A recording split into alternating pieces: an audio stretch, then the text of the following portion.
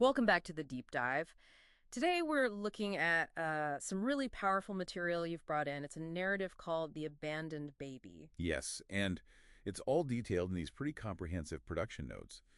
It really throws you straight into the human cost, the very personal side of what happened in Russia in the 90s, after the Soviet Union collapsed. Right, that whole period of massive upheaval. Exactly. And at the heart of it, well, the notes really focus on this young woman, Tatyana Podkoritov.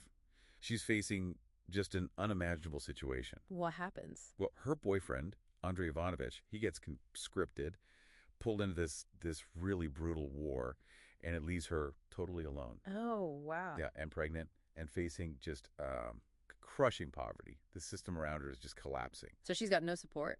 None. And this leads her, the notes describe it as an agonizing decision to abandon their newborn son, Andrei Jr. Gosh, and what's really striking from the outline you shared is that this isn't just about that one moment, that one terrible choice. No, not at all. It follows the consequences, right? Like down through the years, across generations almost. That's the core of it. It traces these ripple effects, and it culminates, you won't believe this, years later when Andrei Jr. actually returns to where he was born. No way. Yeah, but he's not coming back as a Russian. He's a U.S. soldier, completely unaware. Wow.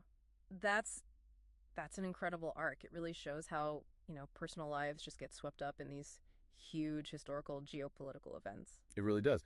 The narrative is, it's just incredibly skillful at showing that human toll. War, economic collapse, but also themes like sacrifice. And abandonment, obviously. Right. And that search, that constant human thing for hope, maybe even forgiveness. And it sort of reframes sacrifice, doesn't it? How so? Well, it suggests sacrifice isn't always, some big heroic public gesture. Sometimes it's hidden, desperate, like Tatyana's choice. Yeah. There's this line where she basically says, I can't afford to feed you, not even myself. That's heartbreaking. It is. And it forces you, the reader or the viewer, to ask, can leaving your child ever be an act of love? The story powerfully suggests maybe yes in these circumstances. And the way the story is apparently structured, according to the notes, really hammers home that generational impact. Yeah, talk about that. Well, it starts with archival footage, right? USSR dissolving, 1991, sets the scene, then jumps to Tatyana in 98, right in her crisis. Mm-hmm. But then it follows Andrei Jr. It shows him growing up at age 4, then 8, 12, 17, and finally 20 when he returns. So you see the consequences unfold over time visually. Exactly. It's not just telling you, it's showing you how these huge historical forces just cascade down through one family, one life. It feels almost like destiny, especially when he ends up deployed back to Irkutsk. His birthplace. His actual birthplace. Yeah. It completes this tragic circle. Which brings us back to that really tough question, doesn't it? Yeah. How does love show up in situations like this? Yeah. Normally you'd say abandonment is the opposite of love. Right. But the narrative complicates that. The notes mention the nurses at the hospital. They see this happen all the time. They must have seen so much. And they sort of echo Tatyana's pain, asking, do you think anyone wants to leave their baby here? And then Anya, who runs the orphanage, she's portrayed as very compassionate. Okay. And she apparently reinforces this idea, saying it was not out of apathy, but out of love. It really deepens that whole idea of sacrifice. It's not indifference, it's complex, Yeah. driven by a terrible kind of affection. And digging into the outline, there was this other element proposed, something meant to tie it all together, this wooden bird. Ah, yes, the bird. That's such a fascinating piece of symbolism they plan to weave in. What was the idea behind it? Well, initially, Andrei Sr. carves it and gives it to Tatyana before he goes to war. It's like a symbol of their hope, for the future, for their family. A little token of hope. Exactly. Yeah. But then when Tatyana makes that awful choice to leave the baby, she leaves the bird with him. So it changes, right? It goes from being a gift between them to being, well, like a mother's prayer. The only piece of his heritage, his connection to them, that she can possibly give him.